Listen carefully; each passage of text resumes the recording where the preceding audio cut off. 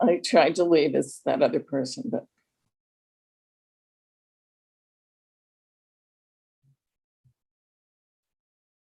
It didn't work. Hi.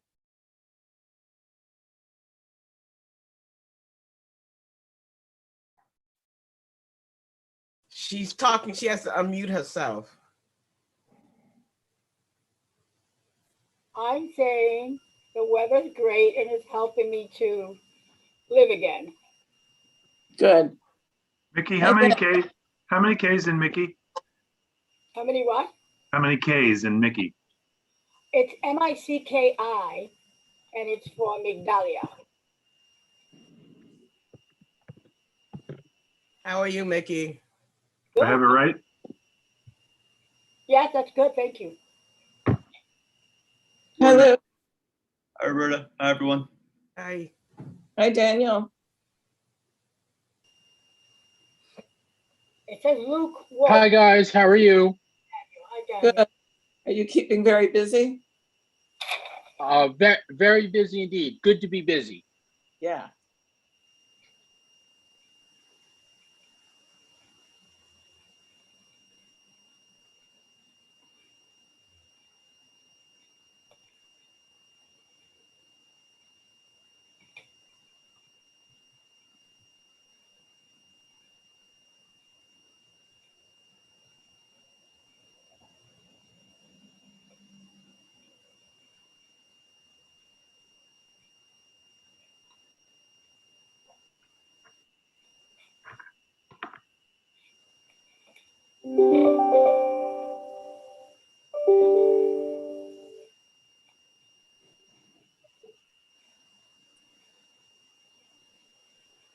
Hi, Brittany. Hi, how are you? Good. Mark, can you change your name to Brittany? Sure. Brittany, how do you spell it? Brittany.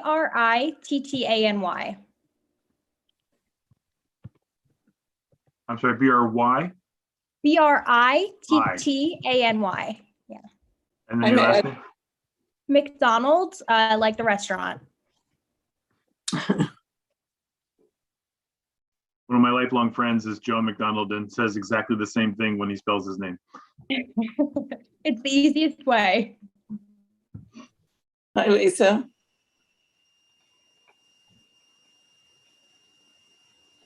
Hi, Roberta. Good morning. Good morning. Morning. Good morning, Hi, Mary. everybody.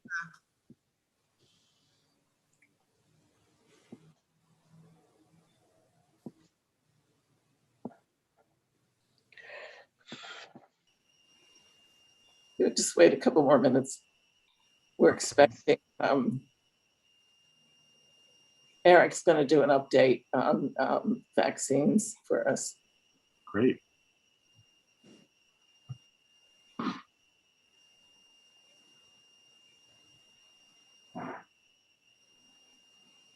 Hi, Hannah. Hello, good morning.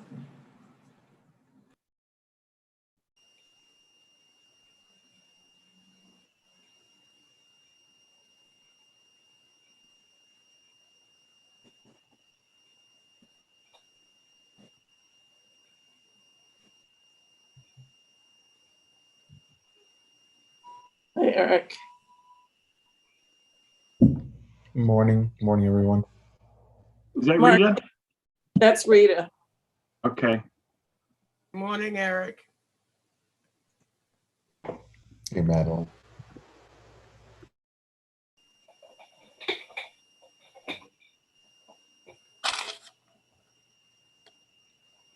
Hi, Beverly. Hey, Bev, I'm going to make you a co-host if that's okay. Just in case. You're muted there. You have to unmute. I'm not going to be able to stay for the full meeting, so that I'll make Roberta the host. But if you could just back her up in case she needs something, is that okay? until I leave, yes. Great, thanks.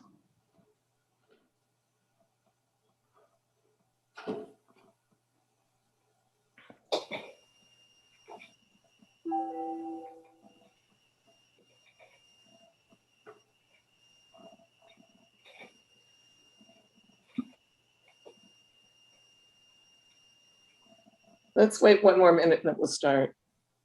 Whatever you say.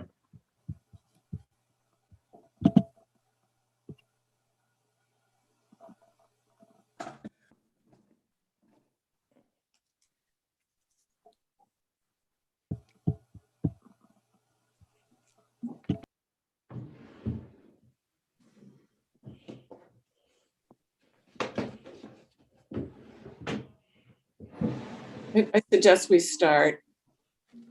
So welcome everybody to our April meeting. Janet, Lisa, and I met with Carolyn about 2 weeks ago. Janet, you want to talk about what we're going to be doing for the Sure. We're scheduling, and have we heard about confirmation of the date? No. Okay.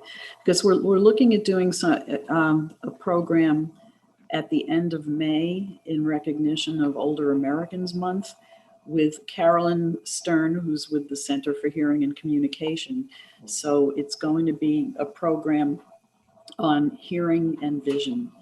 And forget the exact title. Lisa, do you remember? You came up with it. Vision and hearing tips and tech. Yes, thank you. Vision and hearing tips and tech. So we'll be covering both of those senses, which of course are, issues connected with those senses are very, very, very common in older adults. And from our end, we'll be having one of our assistive technology instructors talk about some of the technology that's available, both in terms of devices, but also a lot of the apps that are available in smartphones and tablets and other technology that people already have access to, whether or not, and things that can be helpful to people who are dealing with vision challenges, whether or not they have a diagnosis of an eye condition. And it's also kind of a prelude to Lighthouse Gill will be opening. We're opening we have a technology center currently, but it's primarily for people who are legally blind and going to work or going to school. But we'll be opening a center right at our headquarters on 64th and West End during the summer, most likely. So it's kind of a prelude and a preview of what we'll be offering at that time. So from our end, and Carolyn and her people from Center for Hearing and Communication will be talking about some of the latest developments in technology related to hearing loss. So, and we envision it as being an hour program, and with an opportunity for Q&A and audience participation, more of a workshop. Anything you want to add, Roberta? Yes, we're going to have, it'll be captioned. Right. We were thinking about getting a sign language, but we're not sure that will work out. And we're hoping to do a morning at the end of May. I think it was a Tuesday, Wednesday, or Thursday morning around 10:30. Right. And once we know, we'll get word out too. Because the way we're going to publicize it is we're going to ask everybody, all the organizations to send it out to their members and all the electeds to send it out to their people. So we should get pretty good coverage of it. And of course, virtual. I mean, this is what we were planning for last May, actually, which would have been in person. And of course, would have been limited in terms of attendance. I mean, one of the good things that comes out of doing things virtually is that we can invite more people. Yeah, that is one good thing. So I think we're meeting again next week. Right, so Monday. We'll have a date. Okay. Go ahead. Also, what I was wondering is, presuming that everything goes well, is it possible also to link it up to a date when people can come in and have in-person, kind of a second follow-up meeting, but an in-person one? Or is it too soon to try to plan that? I think it's too soon. We don't know, but there will be links. Both the Lighthouse Guild and the Hearing Center are going to have links up on the, and maybe we'll put links in the flyer as well. So if people want to make an appointment to receive some of the services, they can go to the appropriate place for the service. Right. Because I think, Janet, you're now seeing people, you now have some programs that are open, right? We do. Our low vision service is actually, it's interesting. We had a record number of referrals and we're seeing fewer patients, we're spacing them out. And everybody's, of course, all the proper protective precautions are being implemented. Yeah, but we're seeing people in low vision and our other services. We're doing a lot, like telehealth also.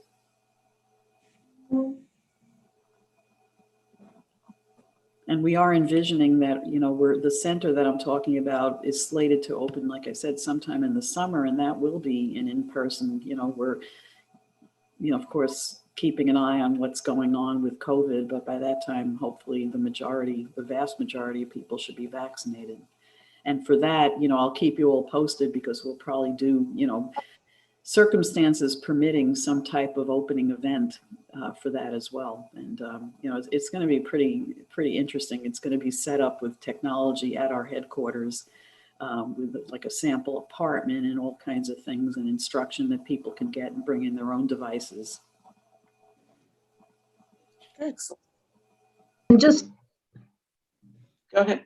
Just to add, Louise, anybody along the way that has any question about services can call me directly, and I can explain what's possible for people with any kind of vision challenges, even if it has nothing to do with Lighthouse Guild. I can point them in the right direction.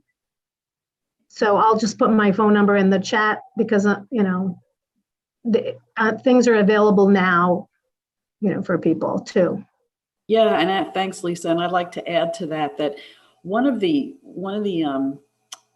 aspects of our new technology center that's really kind of unique is that our model, it's a healthcare model where we're utilizing occupational therapists who can do evaluations of people's technology needs based on not just their vision issues, but other issues that they're dealing with also, regarding their functioning. So that's something that we could do now if somebody's interested in it. And we can talk about that at the program as well. And based on the success of this program, we can start to plan our next forum. As we said last month, we had planned for the 2020 year for events, which of course had to be canceled. But now at least we have a new model where we can get, if not in person, then at least another virtual forum.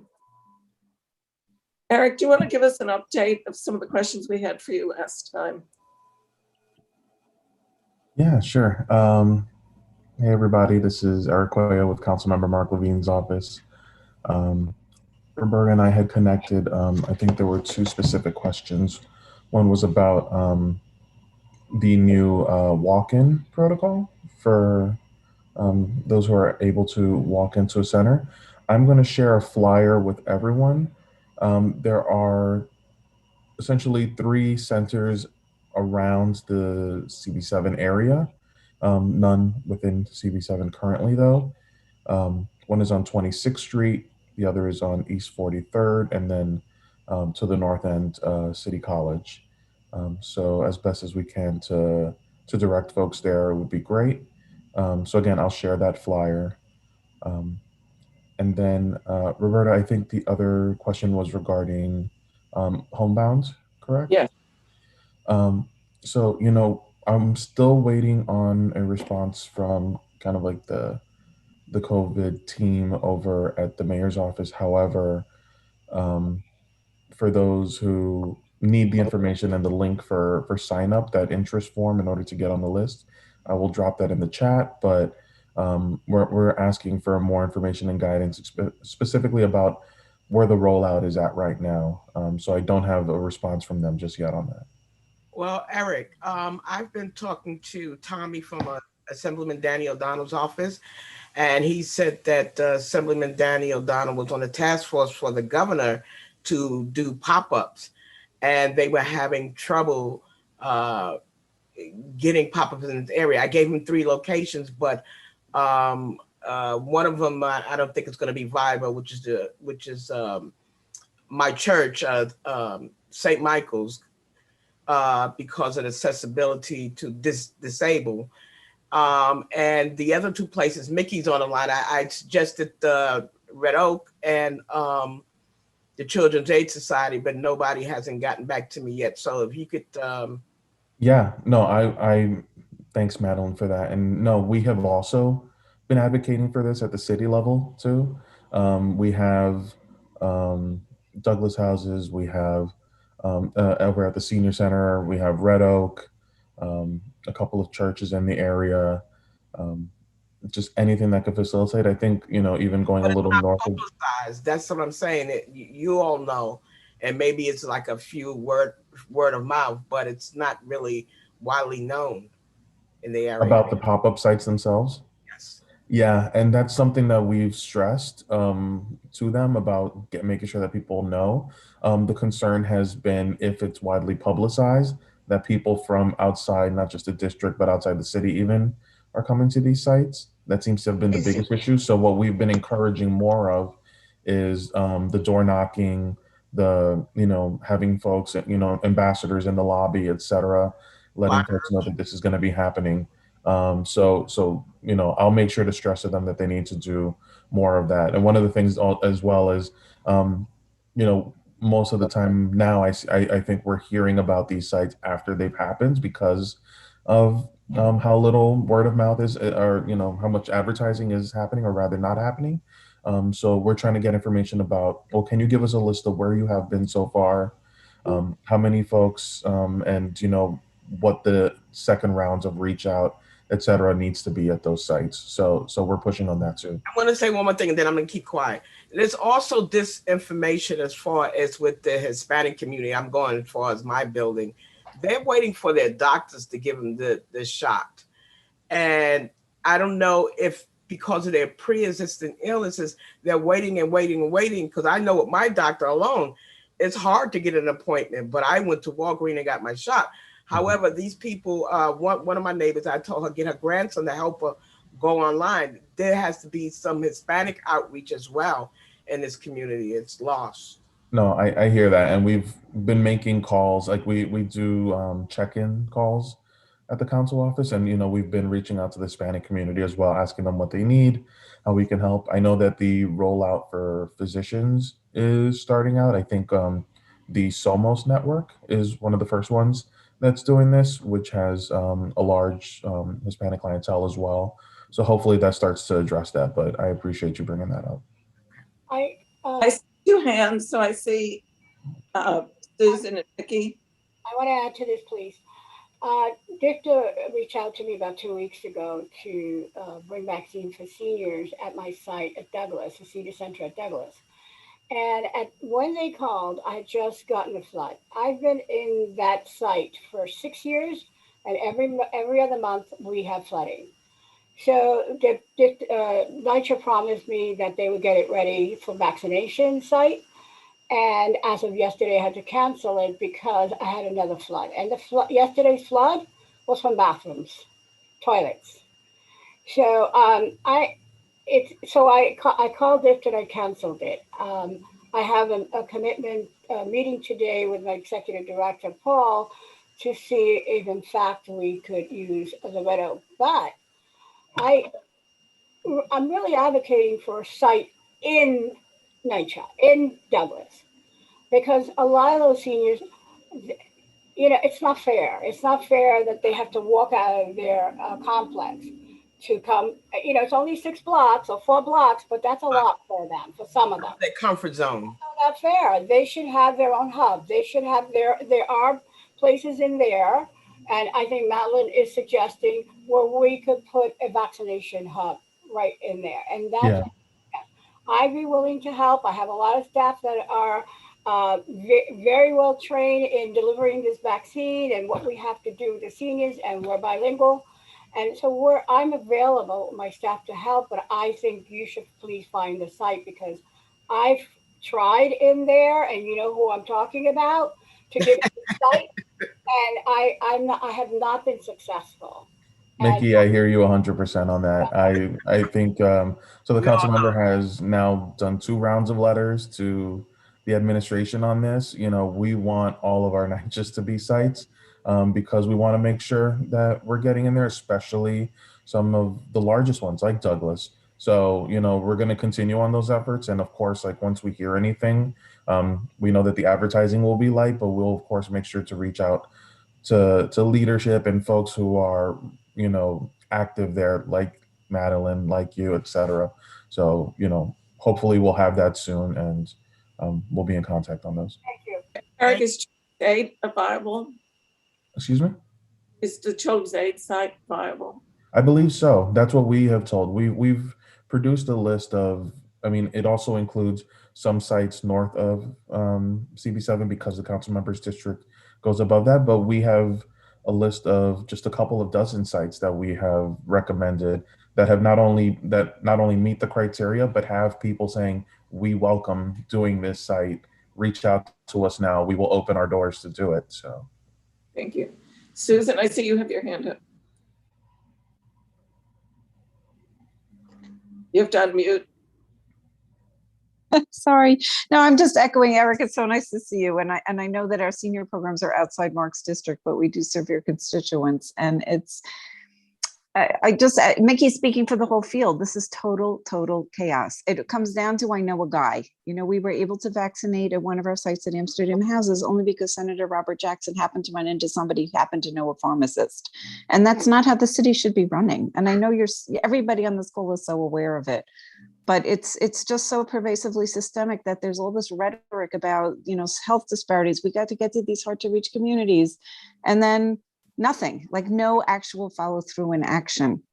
And it's just, and then when we do get an offer of a site, it's like, hey, can you come in tomorrow? Can you call your 600 seniors and get them appointments?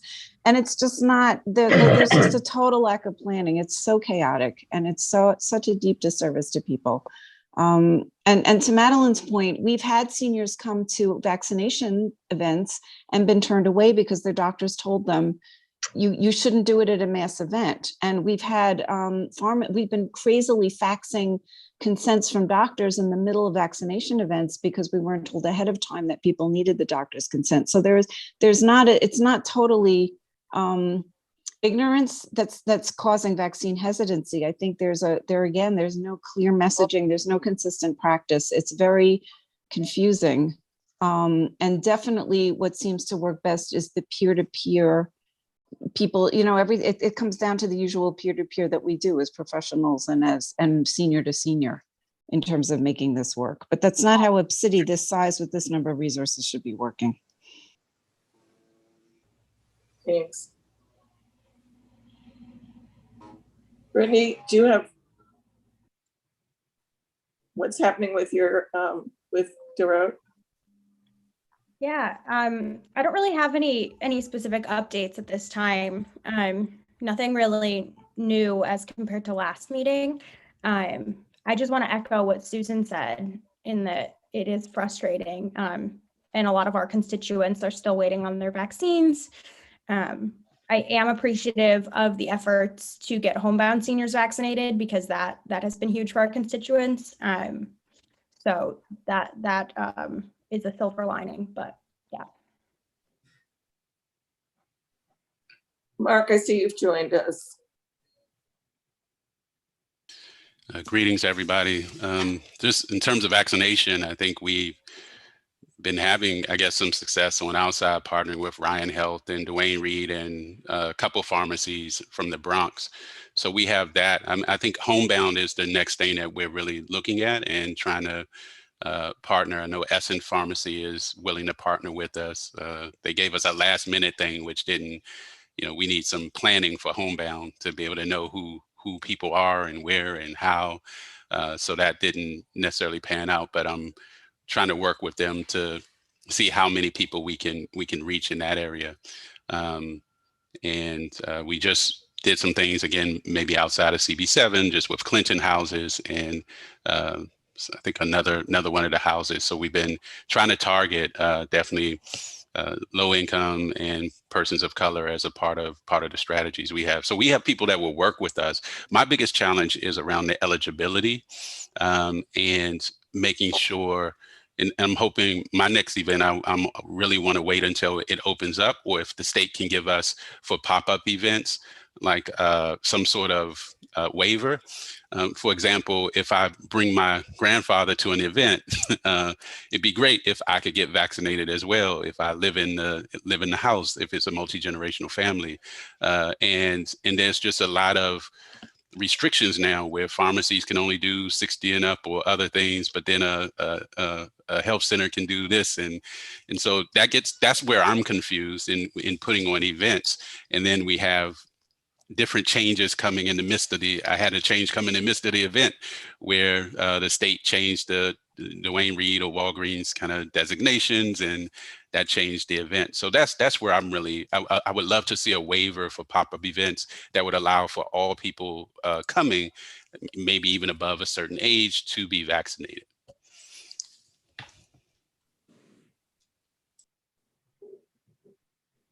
Daniel, do you have anything to add? Hi, guys. At this time, I don't have anything concrete to add. Mount Sinai continues to work on vaccine education materials. There is plentiful amounts of materials on the mountsinai.org website. Anytime there's eligibility updates, they push out messages to all patients that are eligible and help them find vaccination sites. So nothing concrete on how and where, but there are treasure troves of information on the Mount Sinai Today blog and the Mount Sinai Today.org and the Mount Sinai.org website. I actually read those myself and kind of look at them. They're great content pieces by doctors and infectious disease experts and vaccine experts. So happy to put some of that stuff together. Yeah. If you could send that to me, I can send it around to everybody in the group. For sure, but would be happy to. That'd be great. And I'm so happy that these virtual session is coming together with Lighthouse. Super cool and a great way to try the virtual setting and actually do something meaningful. So awesome to see that. The nice thing about that is that it's not just for people that have the vision and hearing loss, it's for family and friends. I mean, just in the discussion we had in the planning, I learned things that techniques and stuff that's available that I didn't even know about. So, if I had a family member who was vision impaired or hearing impaired, just knowing some of these things is very helpful. Kay, did you want to add something? Me? Yeah. Just that I'd be interested in finding out how to apply for a pop-up site or a mobile site for a West Side campaign against hunger. I think we're seeing people, a community that's not really been had access to the vaccines, and I think that would be a useful thing if anybody has information about who to contact about that. Eric, can you be helpful in that? Yeah, let's connect. Thank you, Eric. That'd be great. Anybody else we haven't heard from? Erica? Hey, it's Shauna Harmon-Goff from Senator Brian Benjamin's office. How is everyone this morning? So I just wanted to say one of the things that has been coming to our office, a lot of people have said it already on the call, is homebound seniors just basically making sure that they get vaccinated. I know this is CB7, but in CB10, if anybody needs to be vaccinated, and it's a walk-up site in CB10, it's St. Nicholas Houses. Their senior center is doing the Johnson & Johnson vaccine Thursday, Friday, Saturday, and Sunday from 7 a.m. to 7 p.m. And this is going to take place until May the 3rd. People can just walk in and be vaccinated with the Johnson & Johnson. They ask that you make an appointment, but if you come and you don't have an appointment, they're vaccinating everyone. So if people want to get vaccinated with the Johnson & Johnson, feel free to do so as well. And that's about Mickey, I see your hand. How did they qualify for these vaccines and Douglas did not? Is that a good question, or is this is their senior center. So I know we were advocating because Central Harlem didn't have many locations that were stationary. We had pop-up locations. I know we've had several pop-up locations at different churches, but we haven't had, and that was just for like a day, but we haven't had one that was there for a standing period of time. So this is, I think, the only one. Well, there's another one, but I think Abyssinian is now doing theirs regular, but the one at the St. Nicholas Houses Senior Center, that just started last weekend, and that'll be till May the 3rd. But I think it's because it's affiliated with their senior center. And who initiated it from the senior center? I believe their other sister location, the Central Harlem Senior Center, which is located in the Kennedy Center. They've initiated it, but I can also find out about having one at Douglas Houses as well, because I know that was mentioned on the call, so I can follow up to find out about that. This is the thing. Three individual elected officials, your office, Assemblyman Danny O'Donnell and Mark Levine. I think as one of you guys can come up with something. I've been working with Danny O'Donnell's office for a month now. So somebody has to come up with something. If we're all dying and we're the most vulnerable, what's going on? Yeah. And no offense to anybody, that's just my opinion. Yeah, that messes perfectly. You're bringing up a valid point. And Douglas Houses is a huge niche development. So we will make sure on our end to Senator Benjamin's office that there's some sort of vaccination site there because you guys have enough space for it. Mickey, I see your hand. To be fair, Victor reached out to me to give us vaccines. I had to reject it based on the site. It's not safe. Like I said, day before yesterday, we had toilet water running down into the offices. So it's still available. We just have to find, if you would help us find a different site at Douglas to change the site for us. And I'll reach back to the Department of Aging once I have a new venue. Mickey, reach out to Children's Aid after this call to see if we can expedite that. Thank you. Okay. I think Amy was contacted. I don't know the response though. So, well, I'll check on it today. I'll get back to everybody. Okay. I saw that Erica. Hey, hi everyone. Erica Overton from Assembly Member Linda Rosenthal's office. I really do want to echo Susan's point because it really is like knowing a friend of a friend of a friend to get a vaccine. And I think one of the things that the Assembly Member's office has struggled the most with during this process is that the city, I feel like, assumes that it's the Upper West Side and everybody is very wealthy and therefore it doesn't need any access to vaccines. And so we have written letters for Manhattan only vaccine site because still many of our constituents could not get vaccinated, as well as pop-up sites at Harborview and at Amsterdam. And the city just continues to say, thanks for all these ideas. We're not, we'll check back in to see if we'll pursue them. And so we worry, like there was vaccinations at Harborview Terrace, but not through the city at all. There will be vaccinations at Amsterdam Houses, and there was, earlier because of Senator Jackson's, running into a pharmacy, and there'll be more vaccinations, in the coming weeks. But it's the city is not. We've given them stats of how many, how many NYCHA residents live in our district. How many are in Manhattan, and if we're targeting the most vulnerable, and the people who have been most affected by the vaccine, then I'm really not sure why the city is ignoring most of the NYCHAs on the Upper West Side. It's been a frustrating process to say the least. The Assembly member worked with the JCC and the Apthorpe to collaborate on space so that they could expand their vaccination efforts.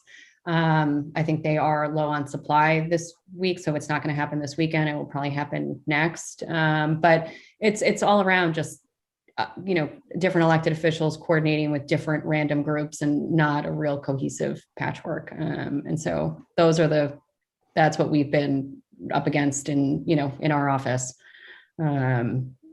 Is there anything MCB7 can do to be helpful? I don't know if there should be a conversation or a resolution on bringing pop-up sites directly to Upper West Side NYCHA. So, even the ones that Linda does not represent, the Frederick Douglass and Wise Towers and whatnot. I don't know if there has been. I didn't see it, but like just a specific reso saying, these NYCHA residents do need, despite the zip code, they do need assistance. And I feel like that's getting lost on the city. And also they're being targeted. Emails. Wait a minute, remember, there are emails going out that no one in the Douglas area, I think from 100th Street to 106th Street, that no one's wearing masks. And this has been put out on emails. We're being shamed of not wearing masks as well as not getting the shot. So I think it would behoove someone to come in here, because then we're going to be targeted by other people. Yeah. Also, we have 20% of our population are seniors. So I'm assuming that there are a lot of people that don't have access to the internet to Rita, what's happening with on your end, City Council? Hi, so it's budget time. And so at this point, we're trying to get all the budgets done before April 26th. So that's really the focus for the City Council. In terms of seniors, we are working on 2 programs. I think I mentioned them at the last meeting, but we're kind of making more progress on that. So we're working with WISCA and Jarot on a pilot program to deliver food to homebound seniors. I wish we could deliver vaccines to them at the same time. At the end of this month, we're going to be holding a senior benefits webinar with an organization called Live On that we're partnering with. And it'll be to help seniors get all their different benefits, SCREE, DREE, SHE, STAR, SNAP. And so we're working on some outreach materials, which we can circulate to the group here once they're finalized. Excellent. Does anyone have any other questions? So Rita, I went to the Clinton Center yesterday for the vaccine event at the Clinton Senior Center, and it was fabulous. It was incredible. I mean, it was a small group, I would say maybe 60 people or so, but speaking to the homebound issue, we actually were able to get a homebound person who made it with a car to get vaccinated because the only vaccine she could get was Johnson & Johnson, according to her doctor, and could not get Johnson & Johnson anywhere. So if anyone has any information about what's going on with the Johnson & Johnson, we were going to do some outreach to the city on that. There seems to be a shortage of the Johnson & Johnson vaccines. That seems to be the one they're using for homebound seniors because it's one dose. One shot. And it's easy. So go ahead, Mark. Rita, so that was our event yes, yesterday, and we definitely plan to do another one, and we did do door to door with flyers, sort of going out, and that was for Amsterdam and the other houses, Harborview, and so we're definitely looking at doing another one. That was just small to kind of get a sense of what the need is, and there seems to be a larger need, and so we'll continue with Ryan Health. Chelsea is who we worked with on that one. I think the other piece, though, is that I'll probably reach out to you because, again, SN Health, they're based in the Bronx, but are willing to come to the far reaches of any earth to deliver Johnson & Johnson specifically to homebound. And so I'm willing to try to see if we can make that happen where the meals and vaccines are delivered at the same time, because I would love to see that. And I think our board really wants to see that as well. Wow. So I would love to connect. I'll connect with you. Yeah.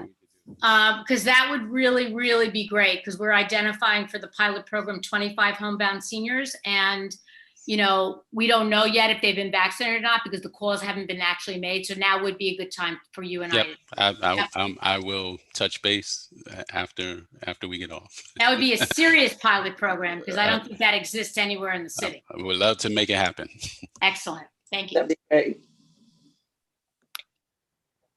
And what's happening with food insecurity?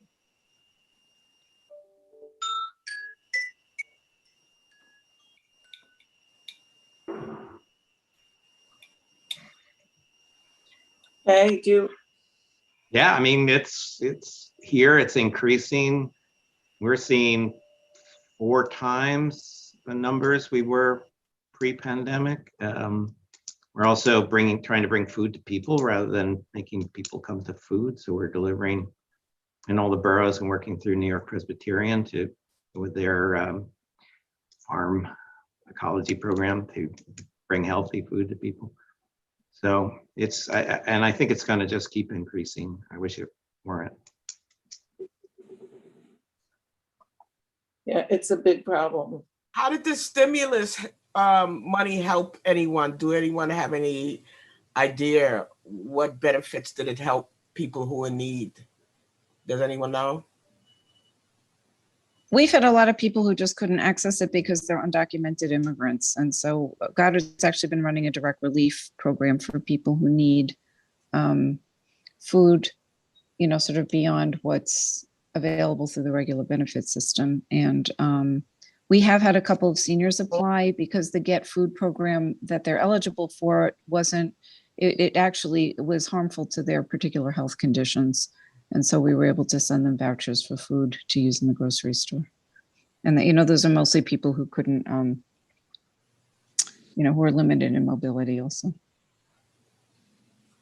Same. So it looks like the New York State budget will help with some of that. I think it will. I don't know all the specifics of the budget. I just know there's billions and billions of, you know, state and federal funding. But the Assembly member is hosting a community conversation with Senate Majority Leader Chuck Schumer on Sunday to discuss how both budgets will impact Upper West Siders and, you know, just New Yorkers in general. I'm having trouble putting the link to the flyer in the chat, but I'll email it to you, Roberta. If you want to send it out. Okay. Erica, just email it to me and I'll send it to everyone. Thank you. And also Senator Benjamin's office, we're sending out mailers and e-blasts regarding the budget. So if people want to sign up for our e-blast, they would just text, and I can put it in the chat, but they would text Benjamin to the numbers 22828, and then it'll ask you for your email address, and then you'll be added to our e-blast. But we're also sending out mailers as well with the budget information was passed in the Senate. That'll be a big help. Oh, I also just wanted to add a point on the food insecurity issue, which is that DeRote's Coach Your Meals at Home program has expanded exponentially in the past year. And we currently do have quite a long wait list as well. And a lot of that does come from what Susan had said, I want to echo, which is that with our seniors' particular health conditions, a lot of the meals that are made by Meals on Wheels are not conducive to their particular needs.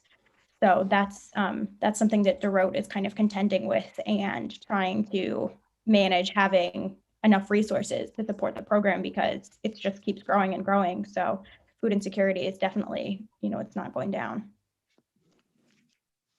Okay. Yeah, the other thing I wanted to mention along those similar lines is that we're teaming up with DoorDash and some of the other food delivery systems to bring food to seniors rather than, who are unable or not feeling safe about coming out. So that's just something to keep in mind, and that's available to anybody. So we'll get DoorDash to bring the food to their homes and leave it in a safe way. Yeah, that's excellent. Luke, do you have anything to add? Not much that hasn't already been said by the other elected officials' offices. I think all of us are frustrated by a lot of the talk about equity in the vaccine process, but without a lot of the action and follow through. You know, we put out a vaccine equity plan back the first week of January, which is a lot of the recommendations about going door to door, about focusing on niche developments, about pop-up sites that we are still not seeing come to fruition. Now we're in mid-April. So I think that joined a lot of the other frustration that's been expressed, and happy to partner with everyone on this call, elected community groups, to try to see it forward and put pressure where pressure is needed to make sure that everyone who needs one, whether it's accessing appointments, whether it's access to shop, pop-up sites, that it's all hands on deck effort to make that happen. The one other thing I would add, I think about the Johnson & Johnson vaccine. I did see somewhere that somewhere in their global supply chain, there was a glitch, and I think about 15 million doses or so had to get scrapped for some reason. So I don't know the exact numbers and how that'll affect New York City, but I presume there's going to be a substantial drop in J&J doses for the next 1 to 2 weeks, and hopefully they can get that back up and running soon. Others might have more information, but I presume that at least for the foreseeable future, maybe a dip in J&J. Thanks. And Hannah, we don't want to forget you. Yeah, I was going to say too, because you at the federal level, we're not immediately involved in the distribution. So obviously our office is here to be as helpful as possible. If we can lend our support in, working with other elected officials, we can happily sign on to letters, things like that. Our office hasn't been doing a lot of, working with individual constituents to get vaccination appointments. But if there's any information that you want us to share on our website, Twitter, whatever, we'd be more than happy to do that. Excellent. And MCB7 can put up stuff immediately on it. Well, with a few days. Right. And just one more thing, just because Madeline mentioned the stimulus, a lot of Social Security recipients and other federal beneficiaries got the stimulus checks hadn't gone out to them yet. For some reason, it's something with the SSA. So they started going out and being posted yesterday. So seniors and whoever gets federal benefits will get them from in the same place that they get their normal checks, either direct deposit or mail. But if people are having issues, feel free to send them to the office and I'll put the information in the chat. Excellent. Can I just ask Hannah a question? Hi, Hannah. So we are getting a lot of calls from seniors about their stimulus checks.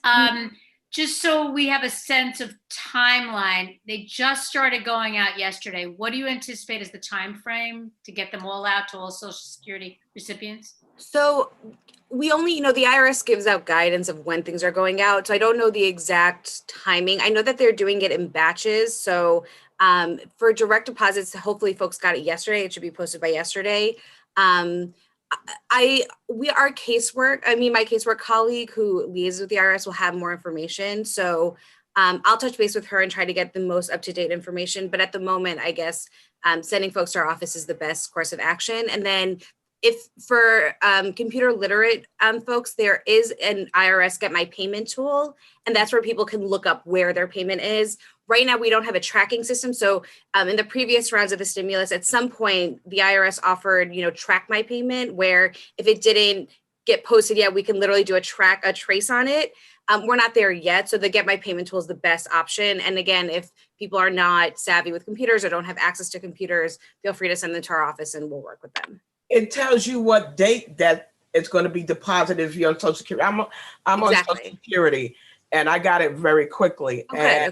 I used that tool, and it told me what date it was going to be in my bank account. Perfect. So again, if any individual casework questions, feel free to send them, and I'll put my information in the chat. Have we missed anything? Do we want to set a next date?